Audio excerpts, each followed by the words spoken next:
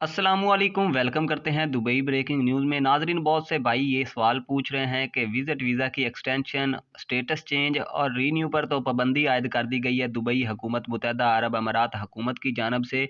तो अब हम कौन से वीज़े पर आकर दुबई मुत्तहदा अरब अमारात में जॉब तलाश कर सकते हैं, जॉब सर्च कर सकते हैं और अपनी नौकरी हासिल कर सकते हैं, यहाँ पर आकर काम कर सकते हैं।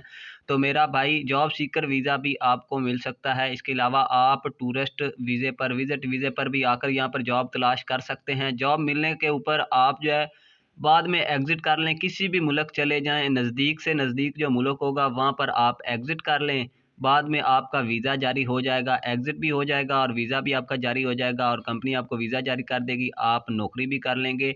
जहाँ पर पहले आपको 700-800 दिरहम की फ़ीस पड़ती थी, वहाँ पर अब आपको 1000 या 1500 दिरहम लग जाएँगे आपके, और विज़िट भी कर सकते हैं। बाकी जो एक्सटेंशन, रीन्यू और चेंज स्टेटस पर पाबंदी आयद है, उसके हवाले से भी मुत्तहदा अरब अमारात और दुबई हुकूमत की जानब से एक नया नोटिफ़िकेशन जारी हुआ था, जिसमें उनका कहना था कि अगर ये वाला कानून सही तरीके से नाफिजुल अमल ना हो सका और लोगों को परेशानी हुई, तो हो सकता है इस कानून को वापस भी ले लिया जाए।